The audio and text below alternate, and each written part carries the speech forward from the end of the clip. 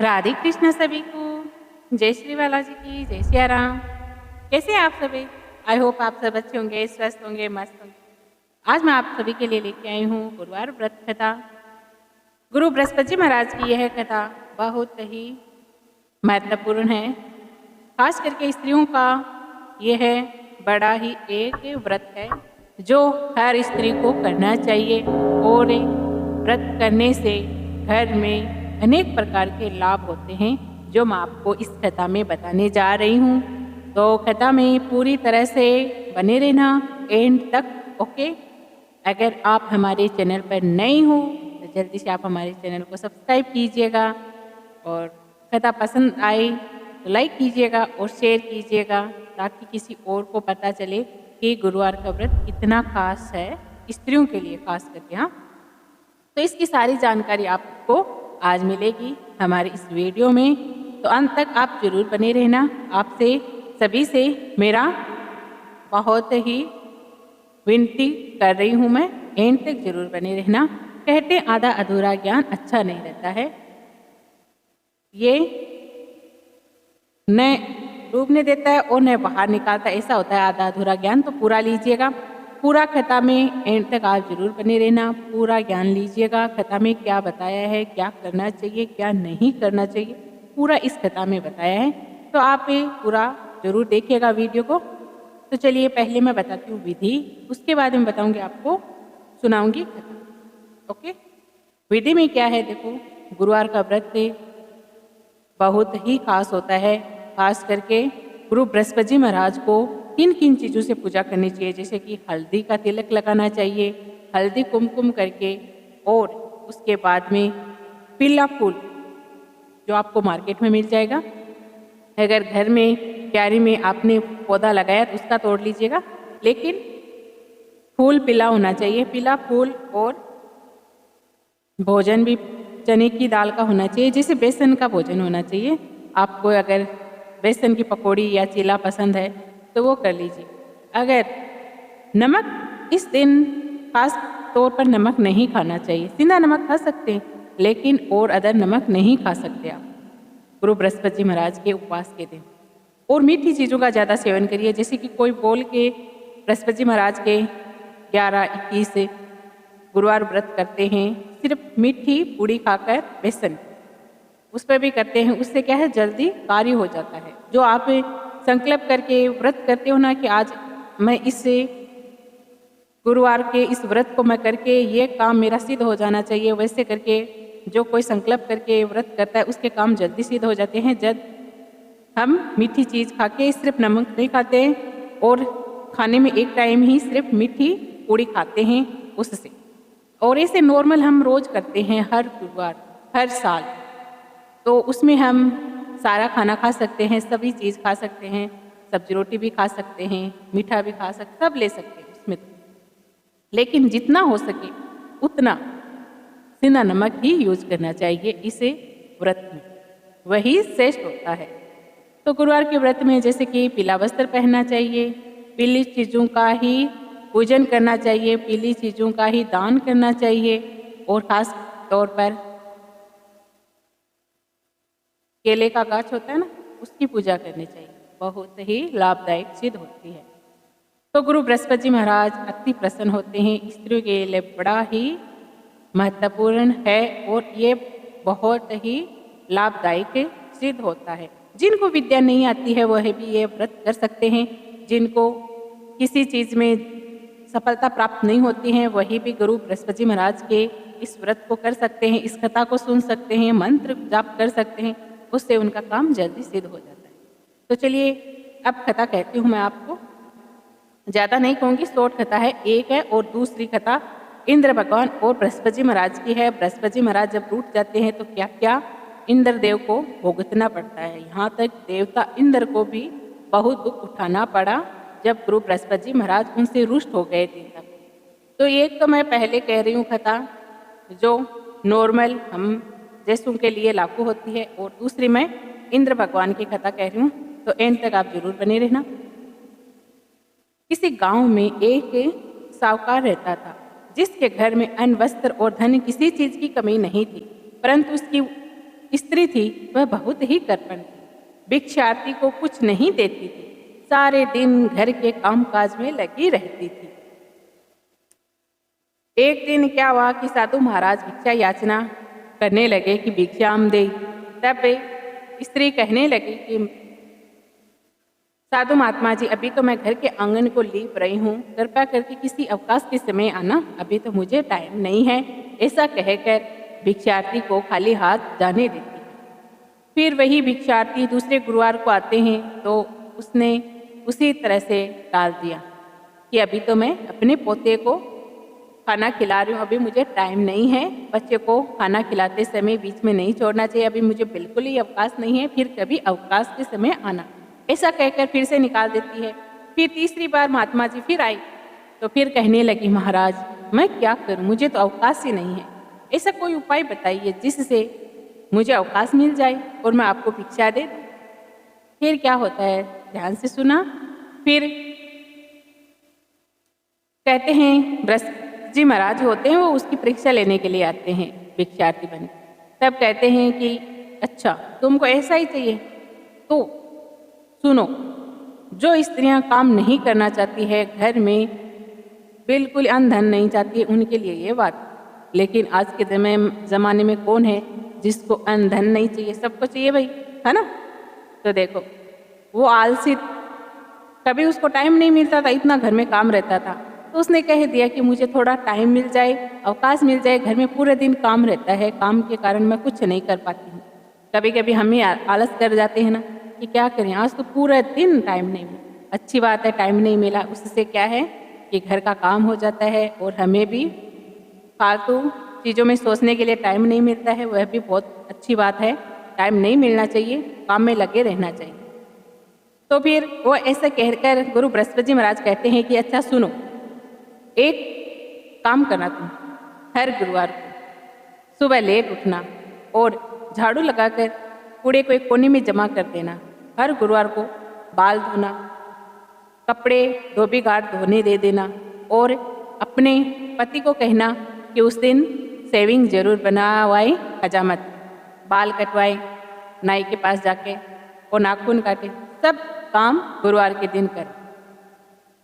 खाना बनाकर चूल्हे के पीछे रखना, सामने कभी मत रखना, अंधेरा होने के बाद दीपक जलाना। ऐसा करने से तुमको घर का कोई काम कभी भी नहीं करना पड़ेगा। तो उसने स्वीकार कर लिया।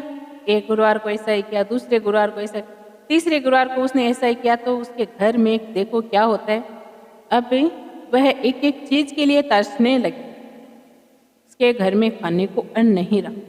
तीसरे गुरुवार को बृहस्पति जी महाराज उसके द्वार पर आए और भिक्षा की याचना की। तब वह स्त्री कहने लगी, महाराज मेरे पास खाने को अन्न नहीं है, भला मैं आपको क्या दे सकती हूँ। तब बृहस्पति जी महाराज कहते हैं, अब तो तुम्हारे पास पूरा पूरा अवकाश है, फिर भी तुम ऐसे कह रही हो, तुम क्या चाहती हो वह कहो। पहले तो तुमने कहा था मेरे पास अवकाश नहीं है, मुझे अवकाश चाहिए, अवकाश मिल गया, तो अब ऐसी बातें कर रही हो कि खाने को अन्न नहीं है, मैं आपको क्या दे सकती हूँ। फिर वह गुरु बृहस्पति जी महाराज के, साधु महात्मा जी के पैर पकड़ लेती और कहती है, हे साधु महात्मा जी, अब ऐसा उपाय बताइए कि मेरे पहले जैसा धन धान्य हो जाए। गुरु बृहस्पति जी महाराज कहते हैं, अच्छा सुनो, गुरुवार के दिन तुम सवेरे जल्दी उठो, घर को गौ के गोबर से लिपो, घर वालों से कहते उस दिन हजामत न बनवाई, कपड़े न धोए, बाल न धोए और खाना बनाकर सामने रखें, पीछे न रखें और पूजा सायंकाल करें। धोबी घाट कपड़े धोने मत देना और हर गुरुवार को गुरु बृहस्पति महाराज के दिन पीले वस्त्र धारण करें, पीली चीज़ों से पूजन करें, दान धर्म नित्य करें। तो उसने ऐसा कहा, ना मानकर गुरु बृहस्पति जी महाराज के चरणों में गिरकर उसने क्षमा याचना की और वह जैसे भी उसने मन में ही कर लिया मैं ऐसा ही करूँगी, तो एक से दूसरे गुरुवार के दिन ही उसके घर में पहले जैसा था ना धन धान्य वैसा ही हो। अब वह हर प्रकार से सुख भोगने लगी। तो हे बृहस्पति जी महाराज, जिसको साहूकार की बहू ने दियो वैसो सब ने दिए। तो कहते हैं कि गुरु बृहस्पति जी महाराज की इस कथा को सुनने से हुंकारा भरना चाहिए। आपने भरा कि नहीं भरा, मुझे कैसे पता चलेगा, तो आप भरिए जरूर। उससे आपको फल मिलेगा, कहते हैं ऐसे। तो चलिए अब दूसरी कथा कहती हूँ। ये कथा यहीं समाप्त हो गई। अब मैं दूसरी कथा कहती हूँ। एक बार क्या हुआ कि इंद्र बड़े अहंकार से सिंहासन पर बैठे थे। इंद्र को छोटा सा काम करने पर भी क्या होता था, ऐसे घमंड आ जाता था कि मेरे जैसा कोई नहीं है, मैं ही हूँ। ऐसे इंद्र को बहुत जल्दी घमंड आ जाता था। इसीलिए कहते हैं घमंड कभी नहीं करना चाहिए। तो उसने इतना अहंकार कर लिया कि गुरु बृहस्पति जी महाराज जब आए तब सब के सब उनके सम्मान के लिए वहाँ पर खड़े हो गए। लेकिन इंद्र क्या हुआ कि गर्व के मारे खड़ा नहीं हुआ, जैसे कि सिंहासन पर बैठा रहा। गुरु बृहस्पति जी महाराज आए और अपना अनादर समझते हुए वहाँ से तुरंत ही चुपचाप निकल गए। इंद्र समझ गया, क्योंकि इंद्र तो राजा था, समझ गया कि गुरु रुष्ट हो गए हमसे, हमने गलती की है, उनके सम्मान उनका नहीं किया, हमारे घर पे आए और उनका हमने सम्मान नहीं किया। ऐसा समझकर इंद्र पीछे पीछे ही चला। फिर क्या होता है, ध्यान से सुना। इंद्र आ रहा है कि बृहस्पति जी महाराज योग बल से जान लिया कि इंद्र हमारे पीछे पीछे आ रहा है, तो अपनी कुटिया से इंद्र भगवान बृहस्पति जी महाराज के जहाँ रहते थे कुटिया, वहाँ पर गए। तो बृहस्पति जी महाराज ने जान लिया कि इंद्र आ रहा है, वहाँ से गायब हो गए। इंद्र को वहाँ पर नहीं मिले गुरु बृहस्पति जी महाराज, तो वह निराश होकर वहाँ से लौट चलता है। तब क्या होता है कि गुरु शुक्राचार्य को ये ज्ञात होता है कि इंद्र में और गुरु बृहस्पति जी में अभी लड़ाई चल रही है। इसी कारण उस राक्षसों ने उस चीज़ का फायदा उठाया। इसीलिए कहते हैं अपनों में जब झगड़ा हो जाता है तो तीसरा जो हमारे शत्रु होते हैं वह लाभ उठा लेते हैं। उसी प्रकार से देखो, शुक्राचार्य की आज्ञा से इंद्रपुरी को चारों तरफ से राक्षसों ने घेर लिया। गुरु की कृपा न होने के कारण देवता हारने व मार खाने लगे। कहते हैं ना, जिस पे गुरु का हाथ होता है वह आगे बढ़ता ही जाता है, बढ़ता ही जाता है, कभी भी वो किसी चीज में रुकता नहीं। उन्होंने ब्रह्मा जी को विनय पूर्वक सब वरदान कह सुनाया। कहा कि महाराज दैत्यों से किसी प्रकार हमें बचाइए, ऐसा कहते हैं ब्रह्मा जी को सभी देवता। तब ब्रह्मा जी ने कहा कि तुमने बड़ा अपराध किया है, जो गुरुदेव को क्रोधित कर दिया। अब तुम्हारा कल्याण इसी में हो सकता है कि त्वष्टा ब्राह्मण का पुत्र विश्वरूपा बड़ा तपस्वी और ज्ञानी है, उसे अपना पुरोहित बनाओ तो तुम्हारा कल्याण हो सकता है। ऐसा एक सुझाव दिया। किसने दिया? ब्रह्मा जी ने। यह वचन सुनते इंद्र त्वष्टा के पास गए, दौड़े दौड़े, और बड़े विनती भाव से त्वष्टा से कहने लगे, आप पुरोहित बनने की कृपा कीजिए जिससे हमारा कल्याण हो। तब त्वष्टा ने उत्तर दिया कि पुरोहित बनने से तपोबल घट जाता है, परंतु तुम बहुत विनती करते हो, इसीलिए मेरा पुत्र विश्वरूपा तुम्हारा पुरोहित बनेगा और तुम्हारी रक्षा करेगा। विश्वरूपा ने पिता की आज्ञा से पुरोहित बनकर ऐसा यत्न किया कि हरी इच्छा से इंद्र को सिंहासन दिला दी। विश्वरूपा के 3 मुख थे, 3 मुख इधर इधर और बीच में 3 मुख थे। एक मुख से वह सोमपली लता का रस निकाल कर पीते थे, और दूसरे मुख से वह मदिरा पीते, और तीसरे मुख से अन्न आदि ग्रहण करते थे। तीनों मुख से अलग अलग चीज से भोजन करते थे। अब क्या होता है, इंद्र ने कुछ दिनों उपरांत कहा कि मैं आपकी कृपा से यज्ञ करना चाहता हूँ, मुझे बहुत खुशी हो रही है कि मैं यज्ञ करूँ, यज्ञ करना चाहता हूँ। जब विश्वरूपा की आज्ञा अनुसार यज्ञ आरंभ हो गया, तब एक दैत्य ने धीरे से आकर विश्वरूपा को कहा कि तुम्हारी माता दैत्य की कन्या थी, इसीलिए तुम दैत्यों की भलाई के लिए एक आहुति दे देना। तो विश्वरूपा ने यह कहना दैत्य का मान लिया और यज्ञ करते गए, यज्ञ करते करते दैत्यों की आहुति देते गए। उससे क्या हुआ कि देवताओं का तेज नहीं बढ़ा, राक्षसों का तेज बढ़ गया। इस बात का पता चलते ही इंद्र कुछ सोचता नहीं था आगे पीछे, जब गुस्सा आता था वह ठान ली मन में, तो वह करता था। तुरंत अपना वज्र उठाया और उसके 3 सर थे वह धड़ से अलग कर दे। ₹20 के 3 सर थे, वो तीनों काट दिए। मदपान करने वाले से भंवरा, सोमपली पीने से वह कबूतर और अन्न खाने मुख से वह तितर बन गए। तीनों के अलग अलग मुख से अलग अलग बन गए। ₹20 के मरते ही इंद्र का स्वरूप ब्रह्म हत्या के प्रभाव में बदल गया। हाँ, ब्रह्म हत्या के प्रभाव में बदल गया। देवताओं के 1 वर्ष तक पश्चाताप करने पर भी ब्रह्म हत्या का वह पाप नहीं छूटा। तो देवताओं के प्रार्थना करने पर जब ब्रह्मा जी बृहस्पति जी के सहित वहां पर आई तो उससे ब्रह्म हत्या के 4 भाग किए। देखो ध्यान से सुना, 4 भाग किए तब जाके इंद्र का वह पाप दूर हुआ। 4 भाग किन किन मुंह बांटे गए वो भी मैं सुनाऊंगी। देखो, ब्रह्म हत्या के वह पाप के 4 भाग किए ब्रह्मा जी ने। उनमें से 1 भाग पृथ्वी को दिया। इसी कारण पृथ्वी कहीं कहीं ऊंची नीची होती है। और यह वरदान दिया कि वह पृथ्वी, वह गड्ढा स्वयं ही कुछ समय पश्चात गड्ढा भर जाएगा। दूसरा, वृक्षों को दिया जिसमें से उनमें से गोंद बनकर निकलता है। इसी कारण गूगल के अतिरिक्त सब गोंद अशुद्ध समझे जाते हैं। इसी कारण गोंद का भोग भगवान को नहीं लगता है। इसीलिए जो कोई लड्डू वगैरह खाते हैं ना, जैसे कि डिलीवरी के समय महिलाएं, उनको ही वह खाने में दिया जाता है। इसीलिए अशुद्ध समझा जाता है गोंद को। वृक्षों को यह वरदान दिया कि ऊपर से सूख जाने पर जड़ फिर से फूट जाती है। तीसरा भाग स्त्रियों को दिया। हाँ, तीसरा भाग स्त्रियों को दिया। इसी कारण हर महीने रजस्वला होकर पहले दिन चांडालनी, दूसरे दिन ब्रह्मघातनी, तीसरे दिन धोबनी के समान रहकर चौथे दिन वह शुद्ध होती है। और उनको संतान प्राप्ति का वरदान दिया। चौथा भाग जल को दिया जिससे फेन और सिवाल जल के ऊपर आ जाते हैं।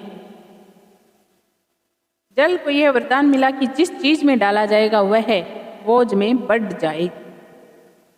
जल को यह वरदान मिला। उसके सारे पाप 4 भाग करने पर नष्ट हो गए। सारे बृहस्पति जी महाराज की कृपा से सारे पाप नष्ट हो गए। तो बोलिए सभी गुरु बृहस्पति जी महाराज की जय हो। तो इसीलिए गुरु बृहस्पति जी महाराज का यह व्रत और कथा बहुत ही महत्वपूर्ण है। अगर आपने यह कथा सुनी है तो जय गुरु बृहस्पति जी देव जरूर लिखना कमेंट बॉक्स में। अब मैं आरती पढ़ने जा रही हूँ। अगर आपने हमारे चैनल को सब्सक्राइब नहीं किया है तो जल्दी से आप हमारे चैनल को सब्सक्राइब कर लीजिएगा। हर रोज़ आपको नई नई कहानियाँ मिलेगी, जैसे कि हनुमान चालीसा का पाठ, हर डे की कथा मिलेगी। तो आरती है इस प्रकार। ओम जय बृहस्पति देवा, ओ स्वामी जय बृहस्पति देवा। छीने छीने भोग लगायो, कदली फल मेवा। ओम जय बृहस्पति देवा। तुम पूर्ण परमात्मा, तुम अंतर्यामी। जगत पिता जगदीश्वर, तुम सबके स्वामी। ओम जय बृहस्पति देवा। श्रेणामृत निज निर्मल, सब पातक हरता। सकल मनोरथ दायक, कृपया करो भरता। ओम जय बृहस्पति देवा। तन मन धन अर्पण करे, जो शरण पड़े। प्रभु प्रकट तब हो कर, आकर द्वार खड़े। ओम जय बृहस्पति देवा। दीन दयाल दयानिधि, भगतन हितकारी। पाप दोष सब हरता, भव बंधन हारी। ओम जय बृहस्पति देवा। सकल मनोरथ दायक, सब संशय तारो। विषय विकार मिटाओ, संतन सुखकारी। ओम जय बृहस्पति देवा।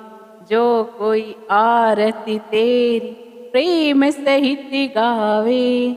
ज्येष्ठानंद बंद सो सो, निश्चय फल पावे। ओम जय बृहस्पति देवा। सभी बोलिए भक्तों गुरु बृहस्पति जी महाराज की जय हो। तो सभी को राधे कृष्णा। फिर मिलते हैं अगले वीडियो में।